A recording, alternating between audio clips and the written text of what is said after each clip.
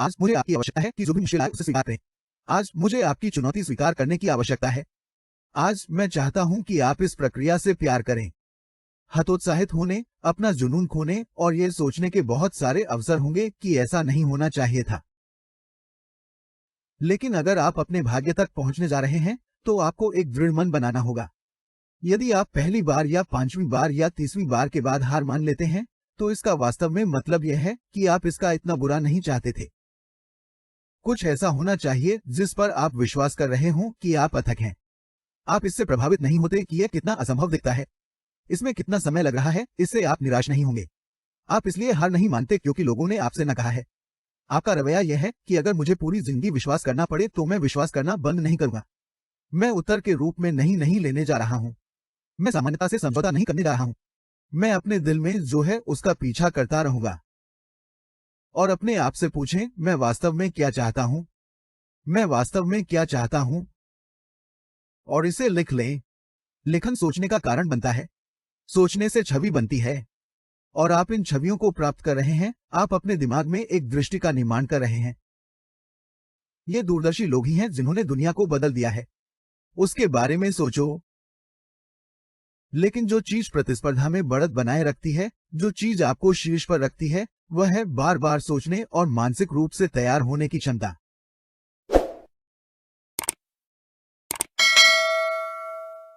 शरीर की सीमाएं हैं, मन नहीं करता। हम गर्दन से नीचे तक क्या होता है उस पर बहुत अधिक ध्यान केंद्रित करते हैं। हम यह भूल जाते हैं कि यह सब यहीं से शुरू होता है। सब कुछ यहीं से शुरू होता है। यदि आप मानसिक रूप से तैयार नहीं हैं, तो आप वास्तव में कभी भी शारीरिक रूप से तैयार नहीं होंगे। और यहीं से तैयारी शुरू होती है। आपका जीवन कैसा होगा? जैसा कि आप भविष्य की ओर देखते हैं। यदि आपने निर्णय लिया है, तो मैं अपने डर को अपने ऊपर हावी नहीं होने दूंगा। और मैं तुमसे कह रहा हूं, तुम्हें जो करना है करो। क्योंकि यदि आप ऐसा नहीं करते हैं, तो जीवन आपको तब तक परेशान करता रहेगा जब तक आप आत्मसमर्पण नहीं कर देते। इसलिए जब आप छोटे हों और गलतियां करें, तो उन्हें आप पर हावी न होने दें। क्योंकि जिसने भी किया, उसने इसे बनाया, उसने इसे बनाया। जीतने के लिए आपको असफल होना पड़ेगा। अरे देखो यार, ये समझने के लिए कि शॉट लगने पर गेम को कैसे हिट करना है, शॉट लगने पर आपको गेम मिस करना होगा। आप जानते हैं, आपको सख्त होना होगा क्योंकि सफलता की राह हमेशा निर्माणाधीन होती है। यह कभी भी सफलता का स्पष्ट मार्ग नहीं है। जो लोग सफल होते हैं, वे वही लोग होते हैं जिनके पास निरंतर रवैया होता है। और आपको बुरे ब्रेक के दौरान भी वहीं टिके रहना है। क्योंकि बुरा ब्रेक आ रहा है। लेकिन वे आमतौर पर बड़े ब्रेक के ठीक पहले आते हैं। आपको बुरे ब्रेक की एक श्रृंखला मिलती है और यह बहुत से लोगों को परेशान करती है। मेरा जीवन और मेरी सफलता किसी से भी कहना है। आप लड़खड़ा सकते हैं, आप गिर सकते हैं, आप फिर से उठ सकते हैं। इससे कोई फर्क नहीं पड़ता कि आपको क्या सामना करना पड़ता है, चाहे कितना भी बुरा होने वाला हो। जब कोई चुनौती हो, और चुनौती से मेरा मतलब जीवन में कुछ भी है, कोई भी चुनौती, कोई भी चीज जिसका आप सामना कर रहे हैं, आपके सामने आने वाली चुनौतियों पर काबू पाने का एकमात्र तरीका चलना शुरू करना है। हर दिन वह कदम उठाएं। इससे कोई फर्क नहीं पड़ता कि आप क्या सामना कर रहे हैं। इससे कोई फर्क नहीं पड़ता कि आप क्या सामना कर रहे हैं। उठना और चलना शुरू करें। मेरे पास शुरुआत शुरू होने से पहले ही अंत देखने की क्षमता है। और इसका मतलब यह है कि मैं जानता हूं कि अंत तक पहुंचने के लिए मैं इसे अभी देख सकता हूं। तो इससे पहले कि मैं बस के पास जाता और मेरा सारा वजन और गंदगी कम हो रही थी, मैंने खुद को 191 पाउंड वजन के साथ मंच पर चलते हुए देखा। दरवाजे के अंदर जाने के लिए मुझे यही करना था। मैंने खुद को 6 महीने बाद, 1 साल बाद देखा, चाहे मुझे कुछ भी करना पड़े। मैंने खुद को उस मंच पर चलते हुए बट्स से स्नातक का प्रमाण पत्र प्राप्त करते हुए देखा और मैं 300 पाउंड में वहां पहुंचने में सक्षम था। और यह एहसास कि मैं उस बकवास एहसास के करीब भी नहीं था। मैं हर दिन अपने आप को लाखों बार वहां रखने में सक्षम था। और यह एहसास, हे भगवान, यह बहुत ही अद्भुत होने वाला है। इसी से मुझे कष्ट हुआ। इसी ने दर्द को वास्तविक होने दिया और कहा, यह इसके लायक है। मैं अगले 18 महीनों तक इस जुदाई का अनुभव करना चाहता हूं। आखिरकार नेवी सील बनने में मुझे 18 महीने लग गए। अंत में आप जानते हैं, बस के माध्यम से प्राप्त करें। 18 महीने, 6 महीने हो गए, इसमें मुझे 18 साल लग गए। हर सुबह मुझे इसी चीज से जगाया जाता था। मैं कुछ सेकंड के लिए खुद को इस अत्यधिक दर्द और पीड़ा से गुजरने जा रहा हूं। बस इतना ही है, चंद सेकंड की खुशी के लिए। और यह सचमुच इसके लायक है यार, ये तो लोगों को नहीं मिलता। इसलिए मैं अपने आप को अंतिम रेखा पर रखने में सक्षम हूं। भले ही मेरे पास कोई समाप्ति रेखा नहीं है, लेकिन किसी कार्यक्रम की समाप्ति रेखा पर इससे पहले कि मैं कहना शुरू करूं, आप इसके अंत में कैसा महसूस करेंगे, इसकी कल्पना करना मेरे जीवन का सबसे बड़ा साधन है। यही कारण है कि मैं खुद को ठंडे पानी में डालने में सक्षम हुआ हूं। ऐसा करने से पहले लाखों बार खुद को 100 मील की दौड़ में डाल चुका हूं। और मैं दौड़ में भाग लेने और यह देखने में सक्षम हूं कि 50 मील की दूरी पर मुझे कैसा महसूस होगा। लगभग सटीक, बिल्कुल सटीक एहसास।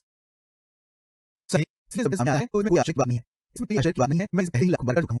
पिछली बार जब मैं यहां था तो मैंने एक छोटी सी पुस्तक बेबीलोन में सबसे अमीर आदमी की सिफारिश की थी और मैंने कहा मैंने अब तक 30 लाख से अधिक लोगों को व्याख्यान दिया है। अंदाजा लगाइए कि वास्तव में कितने लोग गए और उन्हें यह छोटी सी किताब मिल गई। उत्तर बहुत कम। मेरा सर्वोत्तम अनुमान 10% है। करना इतना आसान काम है। ये छोटी किताब नंबर 1 आसानी से मिल जाती है, नंबर 2 से खरीदना आसान है। आप इसके लिए अधिकतम 10 $8 का भुगतान कर सकते हैं। आप इसे अपने बच्चों से उधार ले सकते हैं। लेकिन अगर इसे ढूंढना आसान है और खरीदना आसान है और अगर इसे पढ़ना आसान है तो हर कोई इसे क्यों नहीं लेगा? हमें पता नहीं, मुझे नहीं पता, किसी को नहीं मालूम। यहां बताया गया है कि यह कितना गहरा है। कुछ करते हैं और कुछ नहीं करते। अब यहां संख्याएं हैं, लगभग 10% करते हैं। इसका रहस्य हम नहीं जानते और मैं आपको बता रहा हूं कि आज से 10 साल बाद भी ये संख्याएं वही रहेंगी। संख्याएं नहीं बदलती, सिर्फ चेहरे बदलते हैं। मैं उन 90% लोगों में से था जो आसान होने पर भी परेशान नहीं होते थे। कितने लोगों के पास लाइब्रेरी कार्ड है? उत्तर 3%। 97% परेशान नहीं हो सके। लड़का हैप्पी आवर में माहिर है लेकिन उसके पास कोई कार्ड नहीं है। और अब तुरंत और तत्परता से सरकार को दोष देते हैं और अपनी कंपनी को दोष देते हैं और वेतनमान को दोष देते हैं। आज मेरी आपको यही सलाह है, 97% से दूर चलो। जैसे वे बात करते हैं वैसे बात मत करो। जहां वे आते हैं वहां मत जाओ। जैसे वे करते हैं वह भागे। वे जिस चीज में विशेषज्ञ हैं उसमें विशेषज्ञ न बने। 2 सूचियां फेंक दो। वे उन्हें साफ भी करते हैं। आज आपको सचेत रहना होगा क्योंकि आपका वातावरण आपको सम्मोहित, मंत्रमुग्ध और पंगु बना सकता है।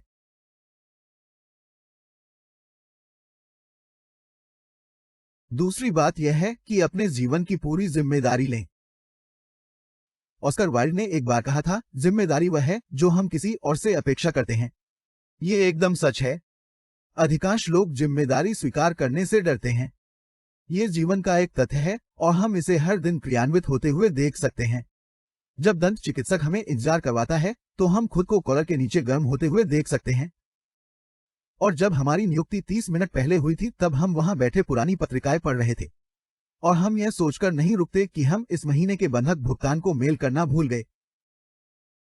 हम अपने आप को और अधिक क्रोधित होते हुए देख सकते हैं क्योंकि एक व्यावसायिक संपर्क को दोपहर के समय कॉल करना होता है और यहाँ लगभग 2 बज रहे हैं और फोन अभी भी बजने से इनकार कर रहा है। लेकिन हम उन कॉलों के बारे में सोचना बंद नहीं करते हैं जिन्हें हम स्वयं वापस करना भूल गए हैं, जबकि हम गुस्से में इतने व्यस्त हैं। उड़ान में देरी होने पर हम खुद को एयरलाइन को गुस्से में पत्र लिखते हुए देख सकते हैं, लेकिन किसी चीज के लिए देर होने पर हम खुद को गुस्से में पत्र नहीं लिखते हैं, भले ही यह बिल्कुल भी बुरा विचार न हो। हाँ, हम अपने व्यक्तिगत और व्यावसायिक जीवन में हर समय जिम्मेदारी से बचते हुए देख सकते हैं। और यहाँ कुछ और है जिसे हम अक्सर देख सकते हैं। हम देख सकते हैं कि अधिकांश लोग उतने सफल नहीं हैं जितना वे चाहते थे। क्या आप देखते हैं कि इन दोनों अत्यंत सामान्य घटनाओं के बीच कोई संबंध है? मैं निश्चित रूप से कर दूंगा और इस सत्र के अंत तक मुझे आशा है कि आप मुझसे सहमत होंगे। मुझे आशा है कि आप यह समझेंगे कि आप जो कुछ भी करते हैं उसकी जिम्मेदारी लेना आपके हित में है। लेकिन यह तो केवल शुरुआत है। मैं यह भी सुझाव देने जा रहा हूं कि कई बार दूसरों की गलतियों की जिम्मेदारी स्वीकार करना भी सबसे अच्छा होता है, खासकर जब आप प्रबंधकीय या नेतृत्व की भूमिका में हो। मैं तुम्हें यह कहते हुए सुन सकता हूं क्या? किसी और की गड़बड़ी की जिम्मेदारी स्वीकार करें। मैं ऐसा कुछ क्यों करना चाहूंगा? खैर, यह काफी उचित प्रश्न है और अगले कुछ मिनटों में मैं इसका उत्तर देने का प्रयास करूंगा।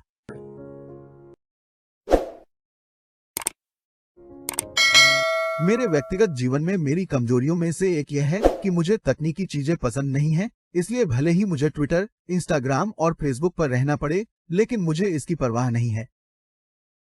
तो बताओ क्या मुझे कोई ऐसा व्यक्ति मिला जो ऐसा करना पसंद करता है? आप जानते हैं, मुझे कोई ऐसा व्यक्ति मिलता है जिसमें ताकत होती है और मेरी कमजोरी होती है और मैं उसके साथ साझेदारी करता हूँ। आप बस लक्ष्य तक पहुंचने का प्रयास कर रहे हैं। वहां कोई भी अपने आप नहीं पहुंचता, हर किसी को मदद की जरूरत है। अब जब आप जानते हैं कि आपके लिए क्या हो रहा है, तो आश्वस्त रहें, अहंकारी नहीं। अपनी ताकतों को प्रबंधित करें, जानें कि वे क्या हैं और किसी को इसके बारे में बात न करने दें। और वह आपको लड़ने के लिए तैयार करता है, आप वैसे ही लड़ने के लिए तैयार हो जाइए।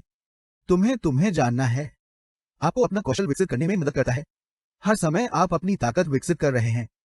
ऐसा नहीं है, आपको बस ताकत विकसित करते रहना है। किसी को भी अपने बारे में बात न करनी। साथ ही आपको अपनी कमजोरियों को सुधारने पर भी काम करना चाहिए।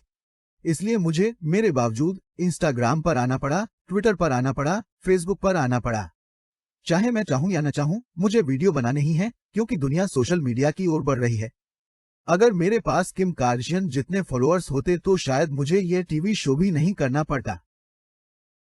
उन वर्षों के दौरान जब पेशेवर बास्केटबॉल वास्तव में लोकप्रिय होने लगा था, बिल रसेल, जो बोस्टन सेल्टिक्स के लिए केंद्र में खेलते थे, प्रो लीग में सबसे महान खिलाड़ियों में से एक थे।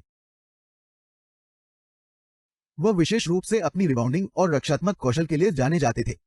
लेकिन कई बहुत ऊंचे केंद्रों की तरह रसेल कभी भी फ्री थ्रो शूटर नहीं थे। वास्तव में उनका फ्री थ्रो प्रतिशत औसत से काफी कम था। लेकिन यह कम प्रतिशत वास्तव में एक एथलीट के रूप में रसेल की क्षमता की स्पष्ट तस्वीर नहीं देता है। और एक गेम में उन्होंने इसका बहुत ही ठोस प्रदर्शन किया। यह बोस्टन और लॉस एंजल्स लेकर्स के बीच चैंपियनशिप श्रृंखला का अंतिम गेम था। जब खेलने में लगभग 12 सेकंड बचे थे, लेकर्स एक अंक से पीछे थे और गेंद बोस्टन के पास थी। यह स्पष्ट था कि लेकर्स को गेंद वापस पाने के लिए बोस्टन के किसी एक खिलाड़ी को फाउल करना होगा। और उन्होंने बिल रसेल को बेईमानी करने का फैसला किया। यह बिल्कुल तार्किक विकल्प था, क्योंकि सांख्यिकीय रूप से रसेल उस समय कोर्ट पर सबसे खराब फ्री थ्रो शूटर था। यदि वह शॉट चूक जाता तो संभवतः लेकर्स को गेंद वापस मिल जाती और उनके पास गेम जीतने की कोशिश करने के लिए अभी भी पर्याप्त समय होता। लेकिन रसेल ने अपना पहला फ्री थ्रो किया, लेकर्स की संभावना गंभीर रूप से कम हो जाएगी। और यदि उसने दोनों शॉट लगाए तो खेल अनिवार्य रूप से खत्म हो जाएगा। बिल रसेल की फ्री थ्रो शूट करने की एक बहुत ही अजीब शैली थी। आज अमेरिका में कहीं भी कोई भी स्वाभिमानी बास्केटबॉल खिलाड़ी इसका प्रयास नहीं करेगा। इस सवाल के अलावा कि क्या यह टोकरी को शूट करने का एक प्रभावी तरीका है, यह बहुत हास्यास्पद लग रहा था। जब भी उन्हें फ्री थ्रो शूट करना होता था, 6 फुट 11 इंच के रसेल गेंद को दोनों हाथों में कमर से ऊपर तक पकड़ना शुरू कर देते थे। फिर वह बैठ गया और जैसे ही वह सीधा हुआ, उसने गेंद को जाने दिया।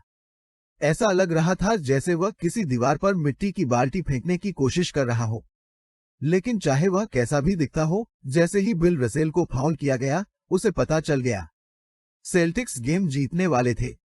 वो इस बात को लेकर बिल्कुल आश्वस्त थे, क्योंकि ऐसी स्थिति में आंकड़ों और प्रतिशत का कोई मतलब नहीं है।